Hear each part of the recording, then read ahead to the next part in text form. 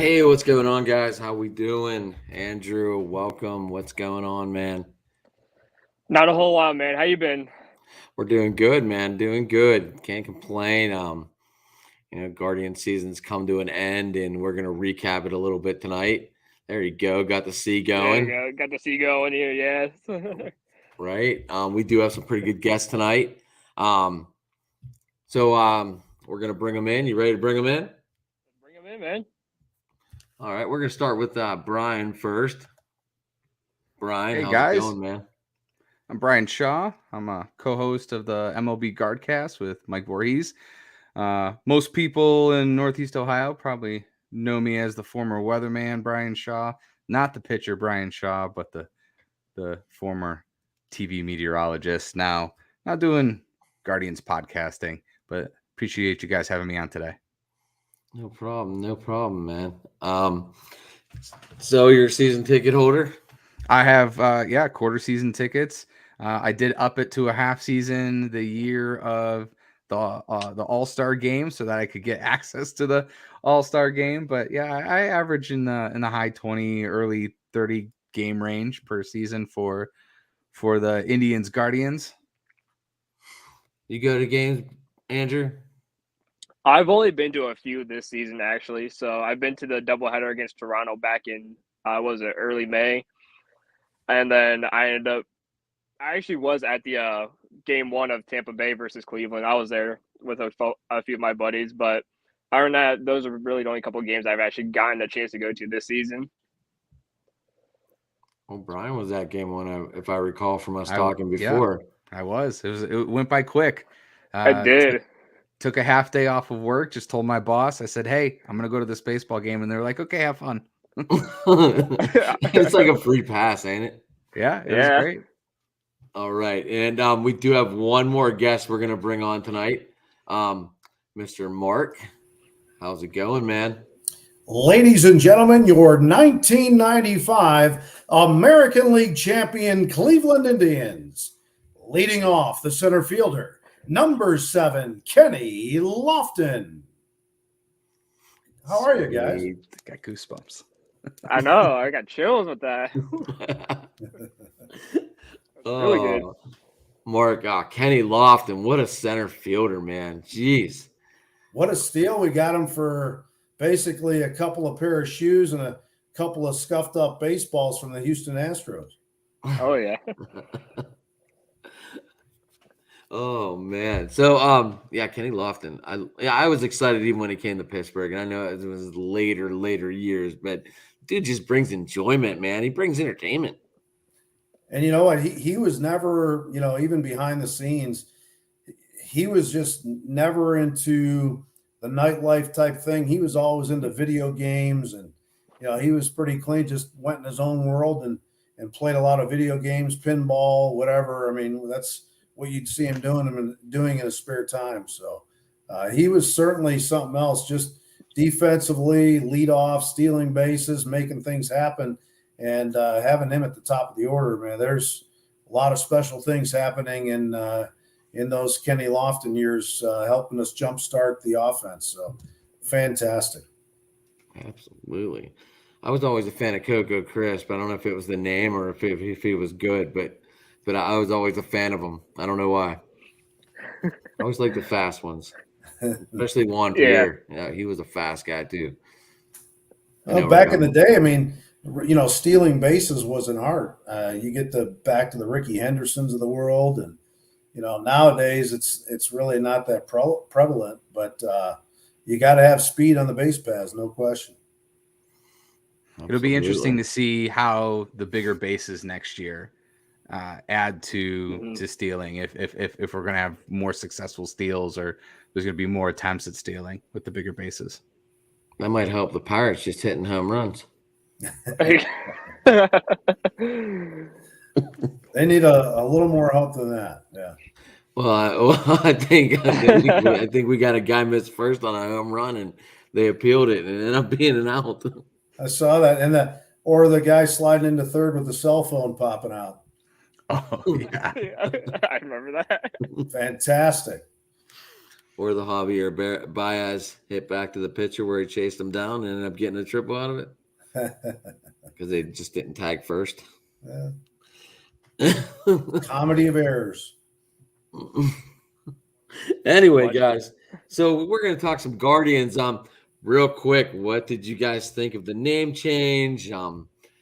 What did you guys think? At least they left the ins in, right? The Deans. Yeah, the Ians. Actually, for a while, that's all I was saying. I was just calling them the Ians so that nobody would get mad at me or say anything.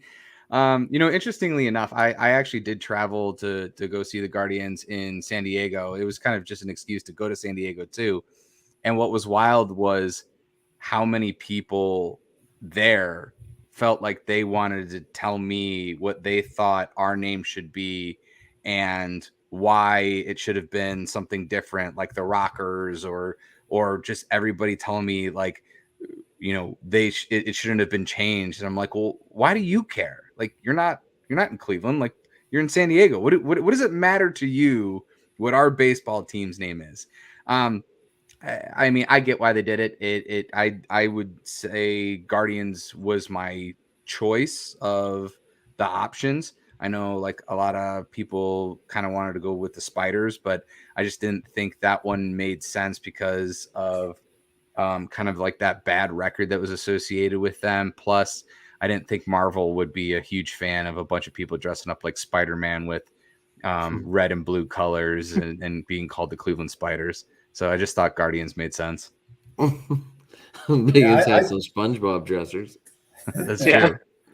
Yeah, I was in favor of just keeping the name the way it is, and I mean, so much history there, and a lot of it bad history. So, there was a lot of losing baseball with that team name, but I just think the way that name came about was in honor of somebody. It wasn't derogatory or anything like that, but Guardians, to me, I was in favor of moving it to the Spiders before the Guardians, but I've lived in Cleveland most of my life for 52 of the 55 years, and I had no idea what the heck the Guardians were on the bridge there. So I'm sure the people around the country are just as miffed at, trying to figure out what in the world is that. Yeah, it that was kind of the thing. Once I showed them like the reason behind it, they were like, "Oh, okay, I guess that's cool." Like I didn't know that, and I'm like, "Well, but you don't need to know that." Like, I mean, for the people that don't know, why don't you fill them in real quick? Oh yeah, well, so we have these 4 large kind of pillars, I guess, on what it used to be called the Hope Memorial Bridge, right? And now it's basically the Detroit Bridge, and they're called the Guardians of Transportation. And that's where kind of like the block C comes from, because it's the pillars are kind of shaped like that at the top.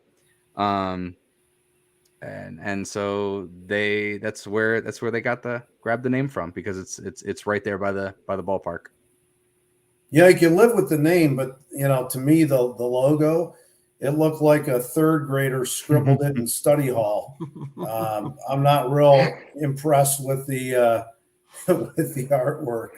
Yeah, they could have done better on the logo. I agree, but I do like calling them the Flying G's as kind of like a nickname. But yeah, you're right. It's very clip art kind of looking logo. Yeah.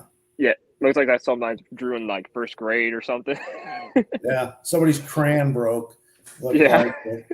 There was a thing on Twitter that I saw, like the artist kind of released all the inspiration and where everything came from. And there was a thread on it on Twitter if you go find it.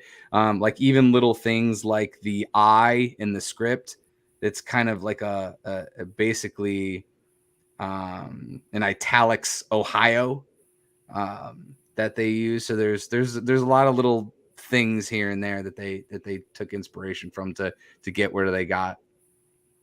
At the end of the day, you can call them whatever they want as long as they win baseball games, right? Yeah. I did see a lot more Flying G logos towards the end of the season than I did at the beginning. That's for sure. Speaking of flying, was the key getting Ramirez on that extension? Absolutely. Did that Definitely. take a This lot of season weight would have Oh, off been of this 100%. team? it just is leadership alone. I think because they went to him and said, "Hey, there's going to be a lot of young guys on this team, and you got to lead by example." And think about how many guys followed Jose's hustle and that talk about going from first to third and running out those infield hits. Think about the pressure that those guys were putting on the defense. I remember specifically, I think it was the last Chicago series when we kind of clinched it and put them away. There was a bobble, just a double clutch, and Ahmed Rosario gets a single out of it, just because the shortstop or the second baseman double clutched on throwing it to first. It just that little bit of extra pressure that that guy is running to first base with his hair on fire, and you got to make a perfect throw, and that extra pressure and forcing errors and little things like that. I think that was a big deal. Plus, it just meant a lot to the city. It showed that this team was going to make some investment, because otherwise he was getting traded, and then that would have just looked. Even though the front office does make really good trades and they rarely lose trades, trading Jose, I think, with just kind of some of the negativity that was surrounding the team at the time, would have just been a bad look. When you're a small market team, you got to be able to develop within, and he's one that developed within. I think him resigning set the tone for the season. Was a great move. Leadership is a big deal, and he's the on the field leader. And then you got Terry Francona, who basically took a AAA team, to within one game of the Final Four in the ALCS.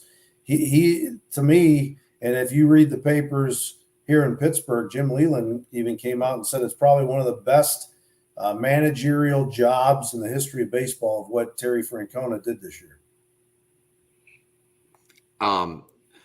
You talk about the hustle, Brian. Whenever Ramirez hit that loop single in the playoff game, and that got the team fired up, and I think he ended up with a double out of it, right? Yeah, that happened.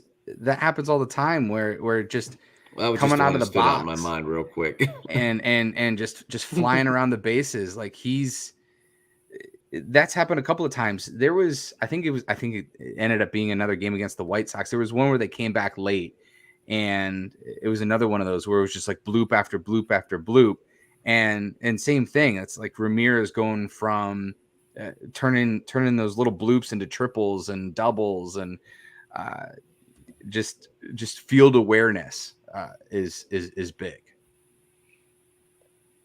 Well, I think a lot of that too is that he caught a lot of those guys off guard too, because when you hit a bloop single or whatever, they just kind of jog and they just pick up the ball, and you're like, okay, they're not going to run more than a single, and then you see Jose just sprint around the bases, and they're like, oh shoot, it's like against the Yankees, they made that error throw and he got to third because they weren't expecting him to take second.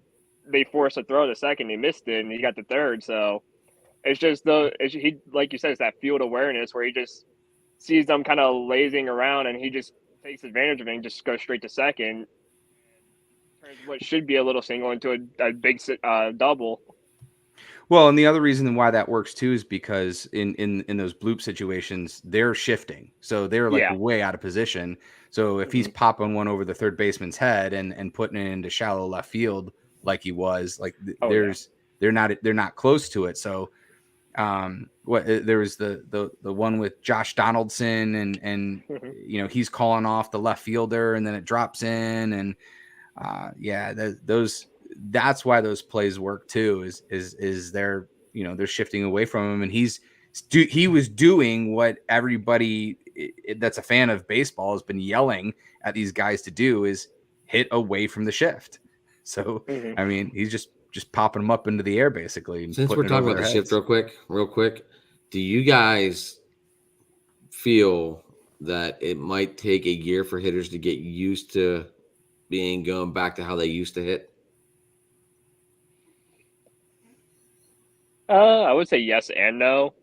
I mean, good hitters can place the ball wherever they can, and so I don't think having a shift change is really going to affect anything too much, or having no shift is going to affect too much. I mean, some balls that should be, the outfield off of, up the middle or something. Yeah, those are going to go straight up the middle still. Like, the defense can't really make a play unless you jump early and you're able to slide in and make something happen. But I mean, those gap shots, they're still going to be your normal gap shots, just harder to field now at this point. I was just Yeah. curious what you guys thought. Shoot it around the horn real quick. I think it's going to benefit us just by our style of play. I Mhm. think what you're not going to see with the biggest change that you're going to see, because they'll still be able to shift. You could still put a guy basically right on second base Yeah. in terms of that shift. But what you're not going to have is your second baseman in shallow right field or something like that. So, those guys where they normally would hit a single in between that first baseman, second baseman gap, and then all of a sudden now it's a ground out or kind of a liner, a line out. You're not going to have that anymore. So I do think it's going to help a little bit, and I do think it actually benefits us. Same thing with the bases being larger. That I think all of these rule changes is actually going to help the Guardian style of play. Yeah, I would agree with that, and I don't think it'll take a full year to adjust because a good hitter is a good hitter, and they could place the ball somewhat. But we just moved from Austin, Texas, and we went this year to a Rangers Mariners game, and the Mariners had a shift on that I've never seen before. They only had two outfielders. Everybody else was sprinkled throughout the infield, and I took a picture of it. I was like, I've not seen that before, but it'll be interesting to see how everybody reacts to it. Now, Brian, like you were just saying, the Guardians played a lot of small ball. I mean, Ramirez still had 29 home runs, but it was a lot of small ball of what got the Guardians to where they were. So, like you were just saying, like it's going to be beneficial. Yeah, two of our guys were number 1 and number 2 in triples. Ahmed Rosario was first in triples, and Stephen Kwan was second in the league in triples.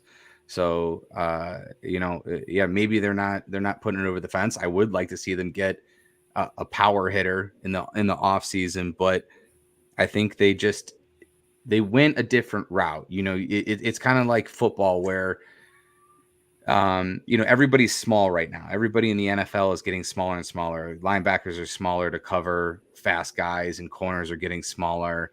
And to adjust for that, you're starting to see more emphasis on running game, and then guys are going to get bigger again to stop the run. And it's zig when people are zagging. So everybody is strikeout home run. Well, the Guardians said, well, you know what? We're going to do things a little bit different, and we're going to go small ball and all those little things that I had talked about earlier about putting pressure on the defense and forcing teams into errors and just having, better field awareness than other teams and just doing it a different way.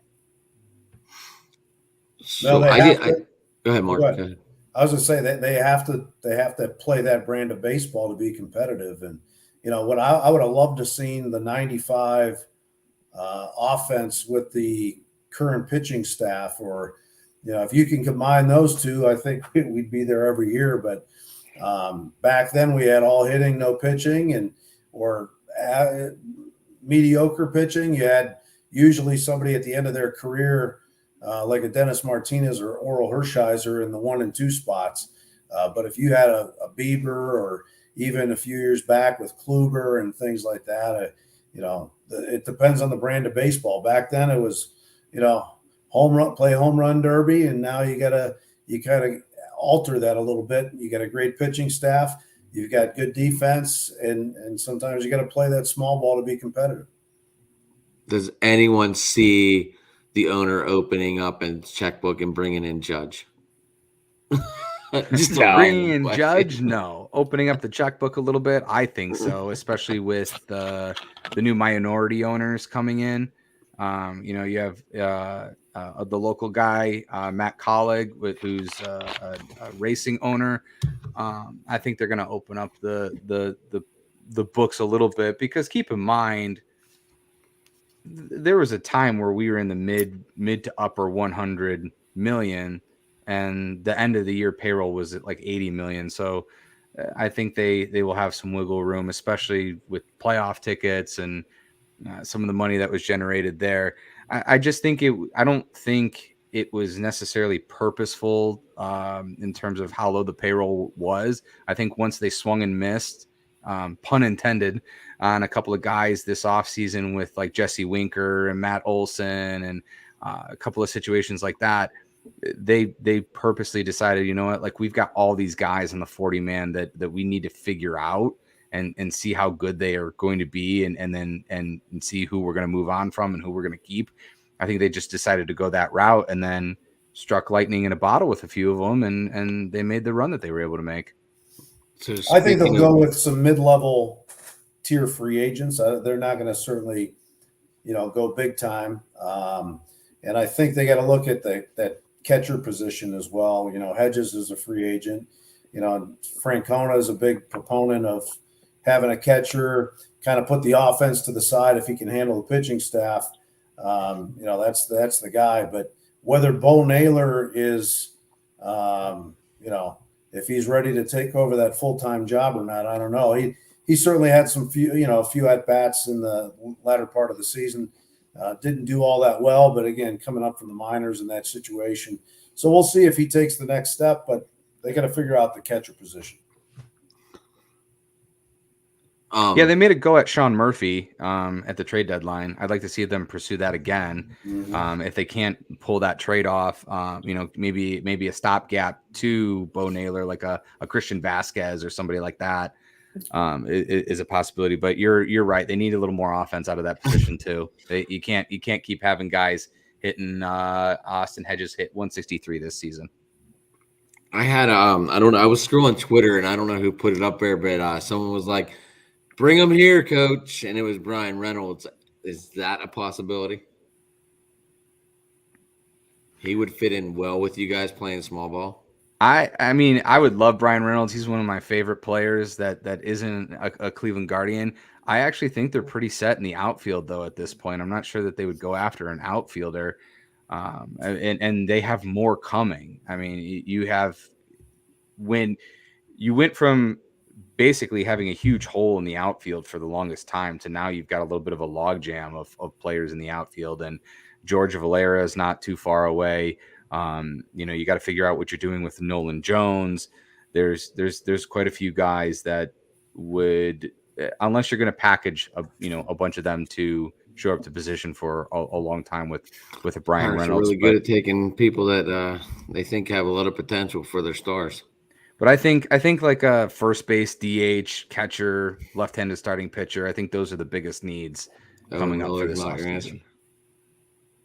Yeah, I was gonna mention another pitcher or something too to kind of pair with Tristan McKenzie and Shane Bieber, because I know Savali and Police do have a lot of injury troubles and stuff like that, and they came back with those injuries, and I mean, we all saw how Savali did against the Yankees, and I mean he was gone before it even started. So I mean, you kind of need that third rotational piece, whether it be a right-hander or a left-hander, preferably a left-hander who could come out and have like a Sam Hentges type of game or something, and just go out there and just ball out for a little bit and stuff like that. But I think catcher, pitcher, a DH spot would be just fine.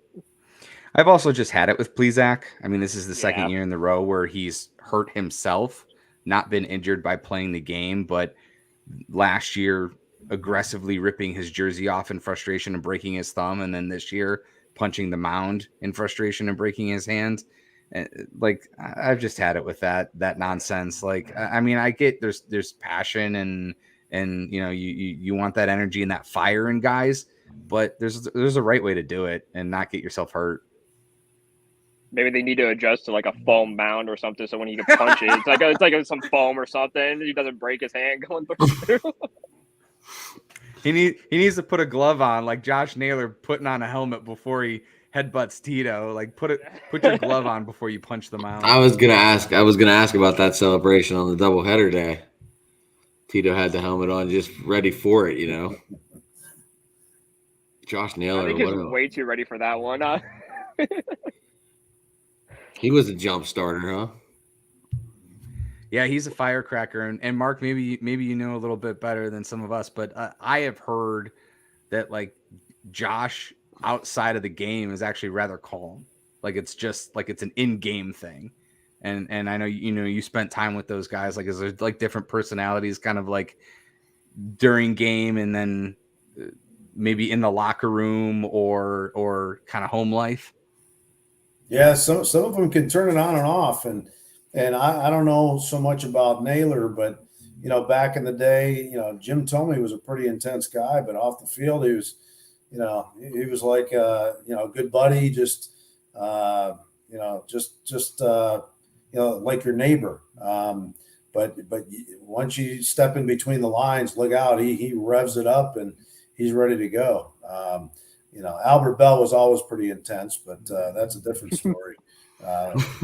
There's police reports about that. So, Mark, did you hang out with any of these guys after the game or anything? Yeah, especially like in spring training, we'd go down to spring training, and Sandy Alomar was a good one to hang around. Great guy, class act.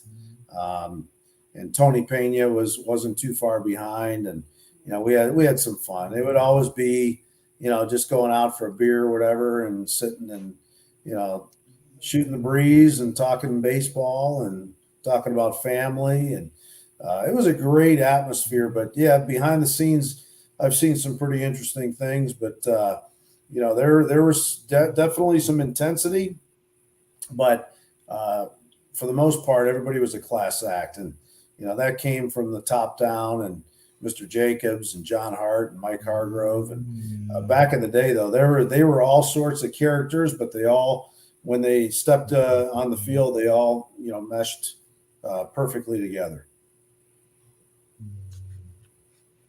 Yeah, I think that's the best part too about having like such a young squad too, is that you could have a guy like a Josh to fire everybody up, and it brings more passion out of these guys. And I played soccer for 24 years, and we've always had this kid in college who would always like punch like the wall or something to get us all fired up or whatever. He gave us these amazing speeches or something. It's like but off the field, he's the most calmest dude in the world, like so relaxed and chill. But when you got to the locker room, it was just something just fired underneath him. But like, we were a young team too, and it sparked us, and it just made us feel good when we did, especially if you did something wrong. Like, you always make something better. And I feel like Josh is also that kind of guy where like, yeah, you could do something wrong, but like bring that spark back into you, and make you go out there and do it again.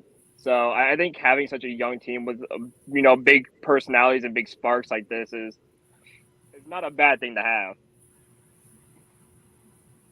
I'm just curious, after like scoring one run against the Royals and then going into that 17 spot game, were there doubts, like were you guys like going through your mind at all, like, oh no, not this, like when they didn't score any runs against the Royals them first two games?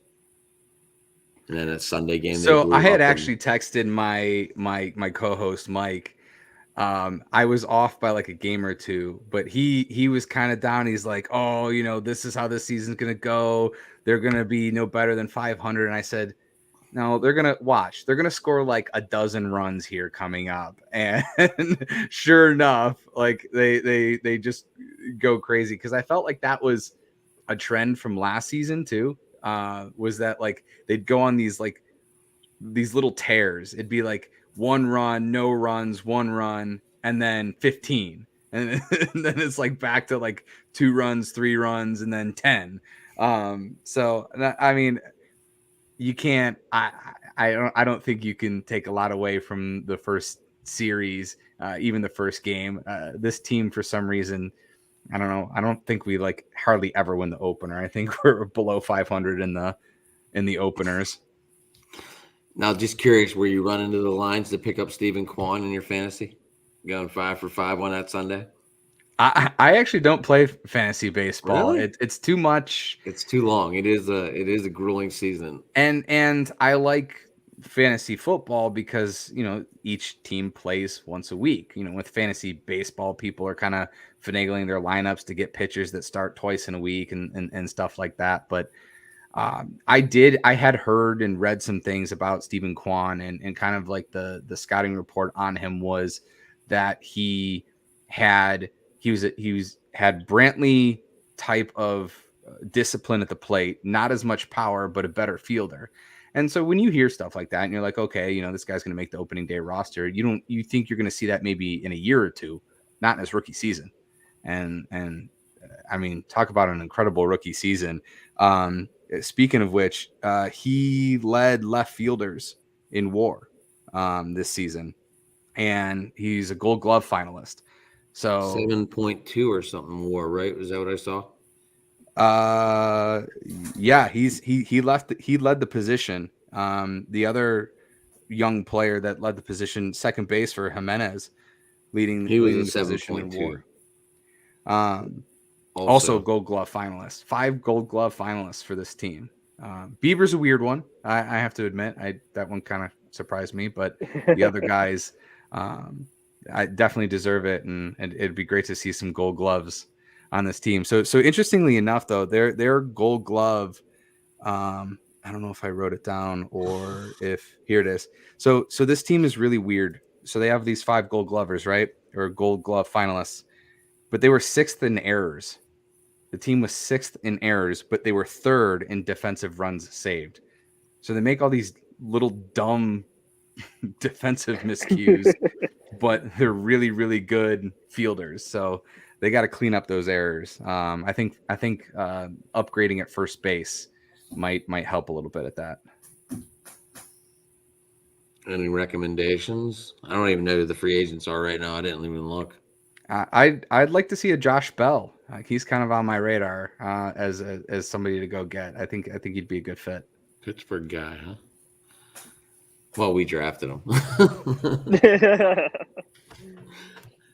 Yeah, he wanted out of Pittsburgh, so doesn't surprise me. He'd fit that power bat, first baseman, DH. He kind of fits that mold. I think he's only 30. Probably wouldn't be super expensive. I think he kind of fits that mold that this team would need. Mark, what are your thoughts?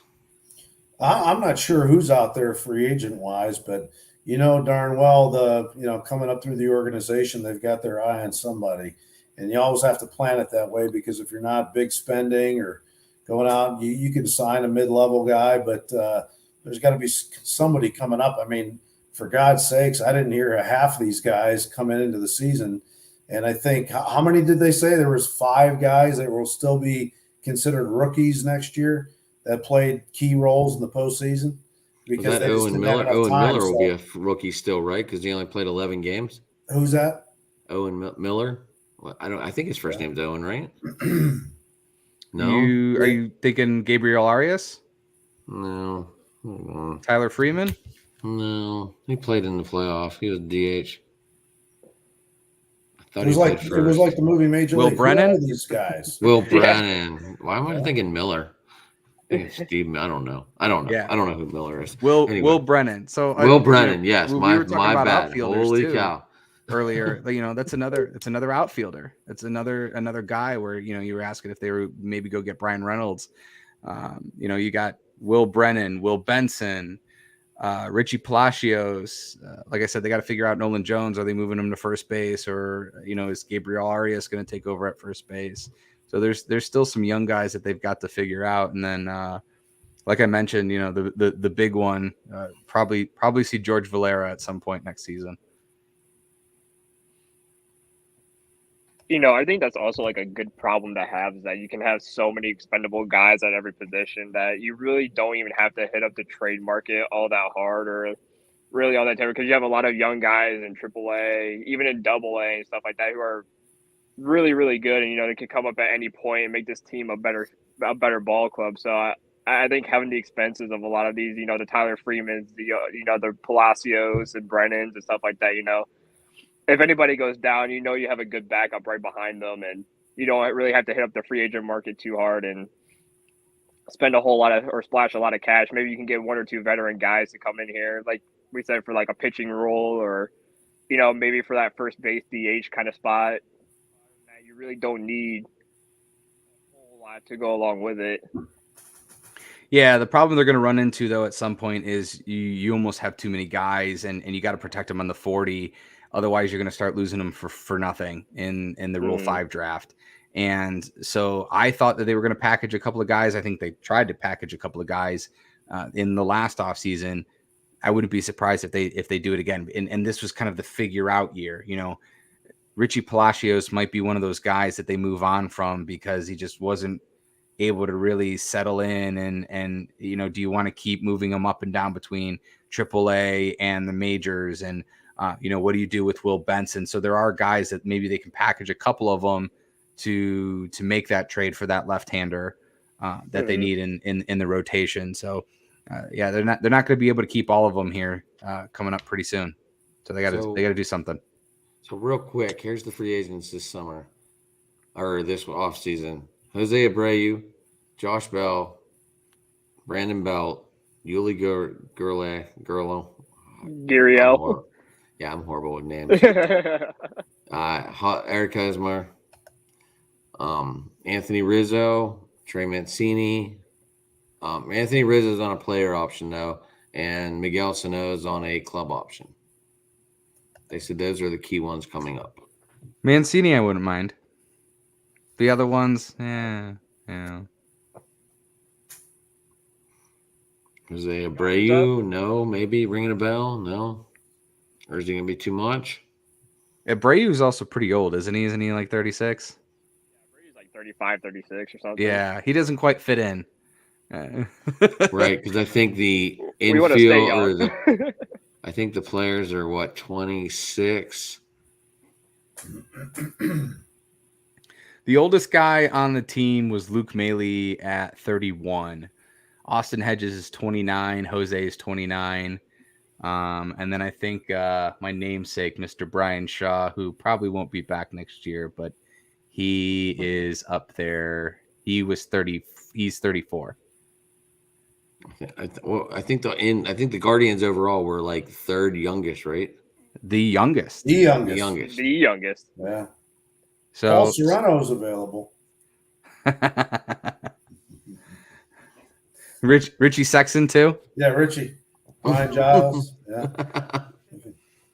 Well, I mean, we talk about the first base position, and you thought like Bobby Bradley was going to be able to be that guy for you, that power bat, that first baseman, and they, to their credit, a lot of those quad A guys, those guys that were kind of back and forth for the last couple of years, they did move on from quickly.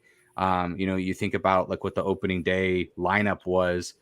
We talking about that first Royals series with Yu Chang and Bobby Bradley and Logan Allen was on the team. There was a lot of guys that they moved on from. Oscar Mercado came and went, and then even some of the minor league guys, guys that made short stints here, guys like Alex Call, who made a quick trip up here, had a couple of at bats, and then ended up getting DFA'd. I think he ended up with like the Phillies or somebody, or the Nationals. So that they did move on from some of these guys. They did clear out some of that 40-man roster to get a look at some of the other guys that they needed to get a look at before this upcoming offseason. Okay. So Melissa thinks I have a lot of jerseys, apparently. I just saw this in the comments. I'm not sure how long, but yes, I do have a good amount of jerseys. When you're a sports fan, you have them. I mean, do you guys have your collection too? I've got a bunch of defunct ones. bunch of guys that are no longer on the team. I have a whole slew of those. Yeah. Well, just get a Cleveland Browns jersey. That'll be outdated by next week. Yeah. Yeah. I don't have any baseball jerseys, to be honest with you. I mean, even from announcing back then, it was more just, caps. I like wearing my baseball caps. During the playoff game, I had a Travis Hafner jersey on. It was a 1970 creation jerseys that they have or whatever that they do. The This alternate. one? Nah, it was the one that had like the circle on it. It was almost Oh, at yeah. that time, but it had like the circle on it with this like Cleveland Indians on it. I'm But so old. Back in the day, that jersey you're wearing, the red, they had the red tops and the red bottoms. And Boog Powell was at first base. He's available too. But I'll tell you that those things were something else. Those red jerseys. I just, I like when they wear the red jerseys. To be honest with you. Do you think they're going to throw back to these? So that was a question Mhm. that the team historian did a thing at Great Lakes Brewing, and Well, I that's went good to that. beer. That's good beer right there. Yeah, and it was a cool little thing. They were showing off a lot of the memorabilia and a lot of the stuff that they've kept. And that was a question that somebody did ask. Like, if you do a throwback, are you going to wear Indians jerseys? And he said that they haven't really decided yet, like what they're going to do in terms of that. They're probably not. What's probably going to happen is they're just not going to do throwbacks for like at least 5 years or something. Yeah. So I found this stat to be very interesting. 46 and 35 and 46 and 35. That's usually very unheard of on the road and at home. Dead even. I just found this to be I didn't even realize it actually until I saw it. So I don't know. What did you guys think of these stats? Like, is this one of the hardest things to do to match and match? I mean, I guess it just goes to show that they didn't play different whether it was home or away. I mean, which you could go back to kind of the mentality and their style of baseball and playing until the very end and not giving up and all those things that we talked about. But definitely really interesting. I didn't know that. So good find. I think that the road record's pretty impressive. I mean, to go on the road as a young team like that and to have 11 games over 500, I think that's pretty impressive for a team, that basically had a lot of rookies and first year, second year players. One thing yeah, that was, sorry, go ahead, Drew. go ahead. No, you're good. You're good. One thing that was interesting that was kind of mentioned a lot was like that these guys were so young and naive that like they just didn't know any better. They didn't know that they weren't supposed to be good, or they didn't know that they weren't good enough to make the playoffs, or that like they should be intimidated by road games and things like that. And I wonder how much of that's actually true, or if that's something that just somebody kind of came up with to maybe try to justify like what we're seeing. But it interesting, thought that I had heard a couple of times from people. So, Brian, back to your real quick question. On the historian, did they say what jerseys they would go with? Oh, if they went throwback? No, that wasn't even mentioned. It was specifically about like, if there was a throwback day, would they wear Indians jerseys? And he had said that, they were still talking about like what a throwback would look like. I mean, I don't know. Like, think about other teams' changes. Like when the Washington Wizards do throwbacks, have they ever brought back the Bullets? Not that I'm aware of. So Yeah, so maybe it's not something they do, but who knows? I mean, it's a little bit of a different situation, but I would just guess that they're probably they're not going to do it for a while. Is my guess. If they do a throwback, it's probably going to be a few years.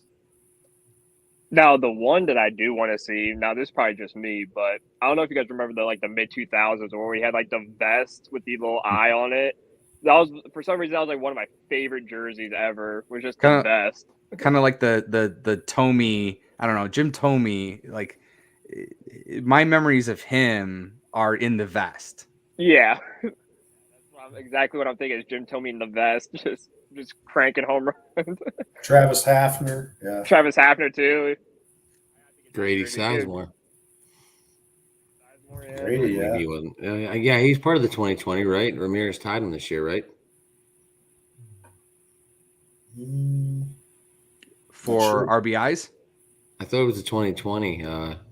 20 home runs, 20 steals, 5 years in a row or something. Oh, tied Grady. Yeah, that could be. That would make sense.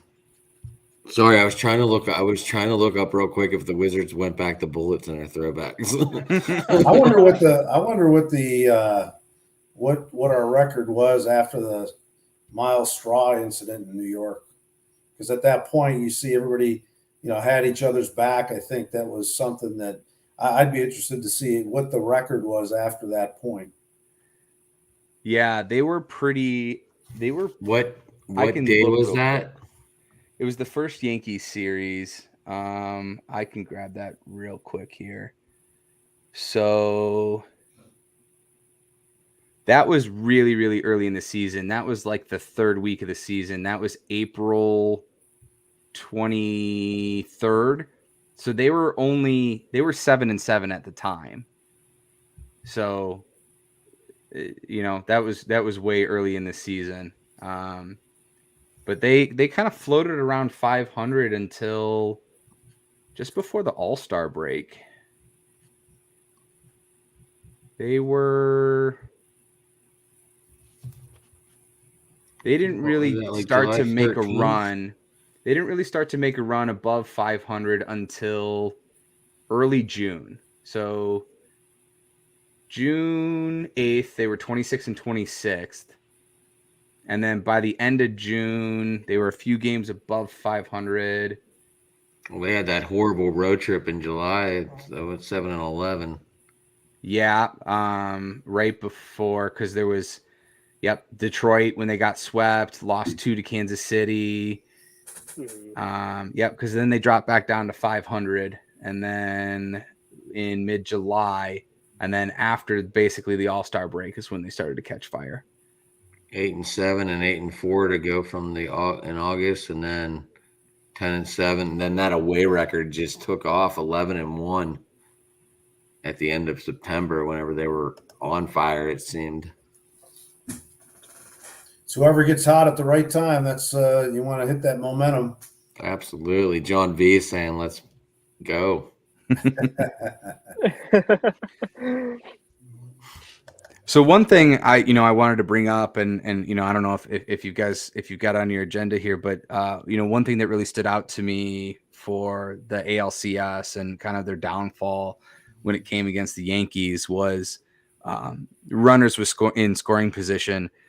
If you remove Game 3 from that, and in games 1, 2, 4, and 5. They were 3 for 40 with runners in scoring position. And I think that's an instance where the youth of this team really kind of reared its head, and maybe the moment was a little big for them. If you guys watched most of the season like I did, you saw their approach and you saw their style. And I just felt like they almost tried to play like the Yankees instead of playing their style. And I saw that a little bit, with the second wild card game with Tampa. And I thought maybe with how they won Game 2 and then the way they won Game 3, I thought like maybe that would give them their confidence to play their own style of baseball. But it just seemed like they got away from that. I mean, even for the entire series, they were 12 for 57 with runners in scoring position, which is 211. And then for the season, they were about 260 with runners in scoring position. So they were way below their average for that series. So I mean, everybody wants to talk about like the decision to start Savali, but say you started Bieber, and everybody would have been mad if Bieber had done the same thing and been like, well, you should have started Savali. But in the end, does it matter? If you score 1 run against the Yankees, you're not winning a baseball game. Yeah, no, I agree. Go ahead, Andrew. I was going to say, like what Brian said, you still have the youth in them and trying to play like the Yankees, because during the season, you saw a team that was, they were young, but they were very patient hitters. The least amount of strikeouts in the MLB. They put the ball into play for a reason and made you play defense. But once you got to that Yankee series, especially even Game 2 of that Tampa Bay series, you started seeing them swinging at almost everything and anything that they could try to hit and stuff like that. And I think that's when you started seeing them kind of dwindle down, and especially Game 5 too, where Savali did start and stuff like that. You did see the Guardians trying to do everything they can to try and get a run. So they swung at every single pitch that even almost hit them. They just swung at everything. And if they were to have played patient baseball like they have been all year, I think that could be in a position where they could have played Houston very, very easily. Yeah, the series could have been over if you could have gotten to Garrett Cole in that first game when you had the bases loaded. In that sixth inning, right? Yeah, just like little situations like that where, how much would this game have been different if they had played, that rain out night when the Yankees were going to pitch a bullpen game? How things could have been different there. But, I don't want to blame MLB and blame the rain. You can't go 3 for 40. Blame the roof. Yeah, right. It's the roof, yeah. But you just can't go 3 for 40 with runners in scoring position in all those other games. I mean, that's batting 0.75. And so one knock there, like one double, one more bloop. And we're talking about this team being in the ALCS. And one thing to consider too, Andrés Giménez didn't have a really good playoff.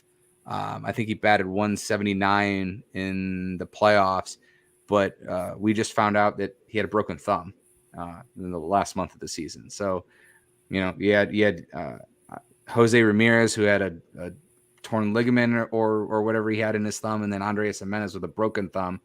So, good for those guys for toughing it out. But, you basically had one of your all-star second baseman who's been incredibly clutch for you in those situations. And, he's got a broken thumb and he unfortunately wasn't able to come through. Playoff pitching is a different beast. I mean, back when I was announcing back in the 90s, I mean, it's a different beast. I mean, somebody that lights it up during the regular season doesn't mean you're going to light it up in the postseason. I mean, look at Pedro Serrano himself, Aaron Judge. I mean, the guy hit what, in the one-game playoff series with Bieber. And for the playoffs, he was hit a $139, and it seems like you're seeing the best of the best at that point. Once you get to that ALDS, you're usually going up against some really stellar pitching, and but overall, I mean, it's that goes back to being able to get to where they did with the youth and with the pitching and leadership by Jose and Tito, and I'm thrilled Tito's coming back for another year because he seems like he's healthier than he's been, and I definitely had some fun during that postseason run. But I think having him back, he's one of those guys where the players they want to run through the wall for the guy. He's just that guy. He's a player's manager, and can't say enough about him. Like I said, he is the key. He's the glue that holds that whole thing together.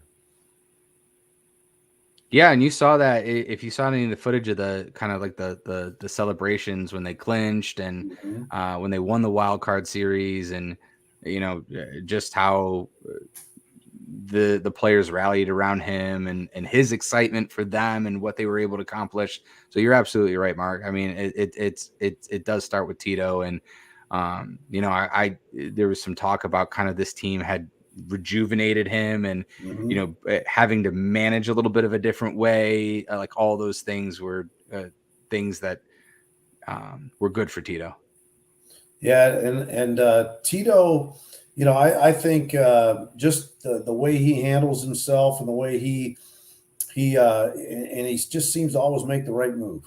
He's just got that sixth sense about him that he's able to make that right move and develop, and he helps develop these kids. So I think we need to keep him around for a long time.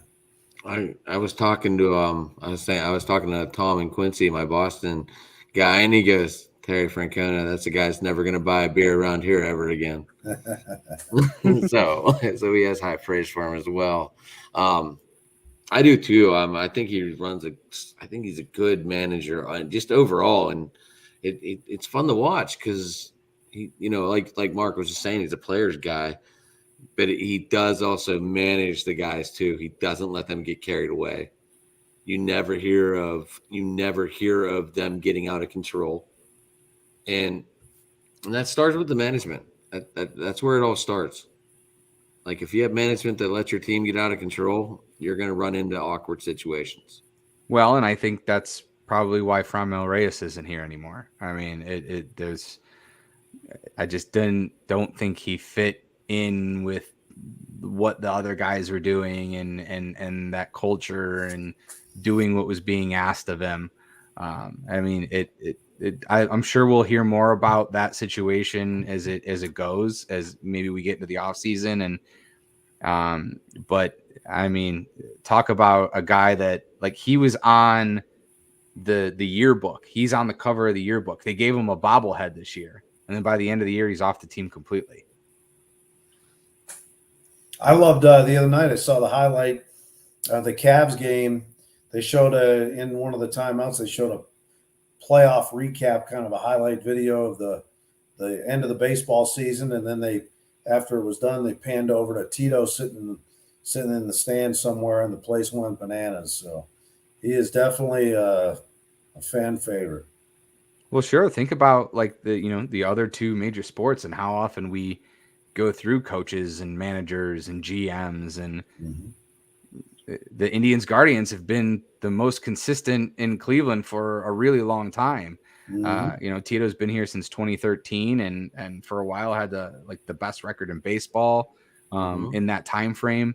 Chernoff and Antonetti basically started their careers here and they've had opportunities to go elsewhere. This is kind of an argument that I have with people that like get mad about ownership and whatnot. And obviously we all would want them to spend as much as possible, but if Francona and Chernoff and Antonetti and all those guys weren't on board with the direction and the approach, they've had opportunities to leave and they just haven't. So something is being done right, at least with when it comes to the organization from that aspect. Oh, they just won the division and can't beat that. So I love that the cornerstone is locked up and then the closer is locked up for at least 5 years. Clase he's a steal of a contract. What's that? That's a steal of a contract. Oh, absolutely. Absolutely. But I love how the corner is locked up and then you have the closer locked up. That is key. One of the big keys to a good organization right there. Like you have your leader locked up and then you have your closer locked up. Well, and think about this, we're talking about the holes this team has and we picked a few positions where they need to address and get better, but like we're going to see the same guys for the most part for the next 3-4 years. There's not going to likely be a lot of turnover. You've got, Andres Jimenez is going to be here for a long time. Stephen Kwan's going to be here for a long time. Oscar Gonzalez and Josh Naylor and Jose Ramirez and Miles Straw was locked up for 5 years. Shortstop, they might move on from Ahmed Rosario here, whether it's this season or let him leave as a free agent. So you might have a little bit of a change at shortstop or at first base and at catcher, but there's all those other positions where you can basically pen those guys into those spots for a little while here.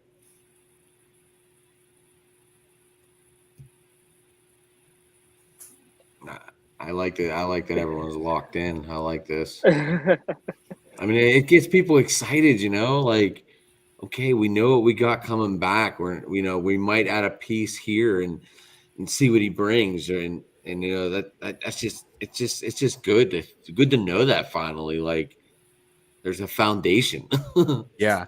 I want to say, it's kind of like the old 90s teams and maybe like more like early 90s, like from 94 to 95 to 96. But, Mark, you can speak on this too. I think a lot of people forget that the 97 World Series team was drastically different from the 95 World Series team. A lot of people kind of put that 90s era team as almost like an all-star Indians team. And like Robbie Alomar wasn't on any of the World Series teams. He came later. Kenny Lofton wasn't on the 97 team. It was Marquise Grissom and David Justice. Mhm. So like there was those little pieces, that were interchanged at times throughout the mid 90s just as much.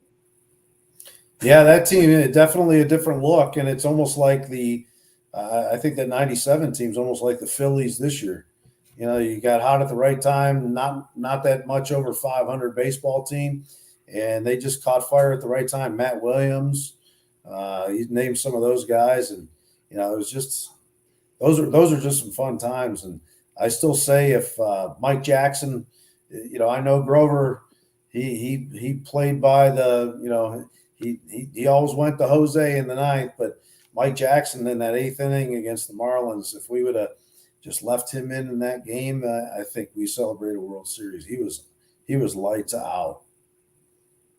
Did you guys watch? I forget the exact name of the documentary, but it was something along the lines of like the dynasty that never was, and it kind of featured those teams. And there was the conversation about that game and Hargrove basically telling Mesa to throw certain pitches in those last at bats, and then Mesa said, "No, I'm going to pitch my game." And they were arguing about it, and then there was a lot of beef between him and Omar Vizquel after the fact, because I guess Omar wrote a book and said that like Jose was scared, and so basically from then there on out, anytime they faced each other, Mesa always threw at him. That's crazy to hear, honestly. Mark, I guess we're gonna wrap up, guys. I'm not trying to cut it short, but Mark just texted me and told me his laptop is going to die. Is that correct, Mark? It's going to reboot. Yeah. Yeah. I hate when that happens. The red My box, computer red did box. that in the middle of a show once. Luckily, I had another little laptop I could log on to real quick. But yeah, it's been fun, guys. So what are your expectations? Like we just talked about real quick, and then we'll wrap it up real quick. I mean, my expectations is I believe this team can get back to where we were this past season. I mean, I think this is a good young team that is managed very well. One of the best managed baseball teams in the game. And I think this is a team that could get back into the postseason. I think now people are more aware of what these young guys can do. And they're not going to be thrown in last in the division or second to last, behind the Royals or Detroit and stuff like that, like everyone thought before the year. But now everyone knows that this team can not only play defense, they can hit, they can do everything. They're not going to strike out a lot. They're going to make you pay for your small mistakes. So I think this is a team that could easily get back into the postseason next season. Yeah, I want to see them make a couple improvements in the spots that we had talked about. And I think the bar is you got to win the division. If you don't win the division next year, I think it would be a disappointment. I mean, I picked them to win I think 85, 86 games this year, but I didn't expect them to make the playoffs. So I can't be mad that they lost in the ALDS. I can't move the bar on them. But next year I expect them to win the division. And, the playoffs, anything can happen in the playoffs. So whatever happens from there is going to happen. Obviously, I hope they make a deep run. I hope Tito can get them a World Series. We're dying for it, but I just expect them to win the division. They're in the right division if they stay healthy. I think the experience that those kids had this postseason, I think, allows them to go to the next level. The confidence, continue to work on their game. Now, if they sit on the sidelines and drink beer all off season, then that's a different story. But if they continue to work hard, continue to develop, and then you're going to see some surprises next year coming up through the system as well. Add a few free agents to the mix, and I still think you have the recipe to win the division. Whether it's enough to go all the way, not sure. Houston's pretty darn good, and of course New York's going to be there, and but there's no reason they can't get back to the postseason. I want to say postseason too, but I don't, we're watching San Diego, and San Diego made the playoffs last year, the Chargers or the LA Chargers. Holy cow. And now look at them this year. Like everyone put that high expectation on them, and I know they beat the Browns, but like they're not very good. And Yeah, I feel like you know what football you has know what I'm more of saying those though, like swings, though. that little and compare, Brian. You know what I'm saying? That pressure. yeah, Now that no, everyone knows they you're can not do going to it. take anybody by surprise this year. And that was Right. kind of the talk about with the same thing with the Cavaliers is that, you're not going to have teams not doing scouting reports on you and just kind of, eating dinner at the post game press conferences and just, taking that game for granted. Now you're going to have teams paying a little more attention. Right. Don't mention the Browns, please. Yeah, I've never mentioned them. Nobody pays attention to them. You don't have to game plan for them. Yeah. So we got the Cavs right now, so that's all that Rake matters. leaves on Sunday. Rake leaves. It's a better option. Well, Mark, you want thanks, to close guys. that? You want to close us out with a famous saying? It's up to No, I could do the old Joe Tate. Have a good night, everybody. He was one of the guys. Nev Chandler and Joe Tate were the two that helped train me in radio. So fun times, but miss both of them. Well, guys, I have had a blast. I love talking baseball, and I love talking sports, but baseball is my favorite. And I cannot thank you all enough for stopping by. We Thank can you. do it again. I'm always up for it. I know Andrew's up for it. Oh yeah. Mark, I want to get that conversation in with you about your career and shoot from there. Yeah, absolutely. So, Well, But, appreciate it. Yeah, thanks guys. This has been great. I had a good time, and thank you all for Alright. watching. Thanks, thanks, guys. All right. Anyone else, real quick? Brian, real quick, how do they get a hold of you? I'm at Weathershaw on Twitter, WXSHAW, Weather for short. And then you can find my podcast, MLB Guardcast, on Spotify, YouTube, Apple Pods. We're not hidden. You can find us. Andrew? I mean, you can find me on Twitter at Drew Hagenbush. Just my name, so hard to spell, but it's HAGEMBAUGH. Tough to say, tough to spell. I mean, it is what it is. It's a German last name, but find me at Drew Hagenbush. I talk sports, complain about soccer, do all those kinds of fun things. So it's the world we live in. Mark, any way to get a hold of you?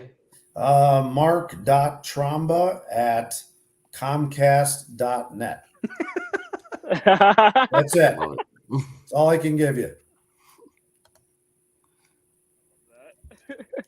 So I'm not the social media guy. No, it's the good old days of the AOL instant messengers and Yeah, I got Guys, the make sure rotary you pay phone attention here. to I mean, John that's Bees. available He's too. if becoming you our want. fan. Yeah. Thanks, guys. But Well, hey, thank guys, you. yes, definitely. Thank yous for coming on. And everybody, I'm Sports Talking It. And everybody have a good night.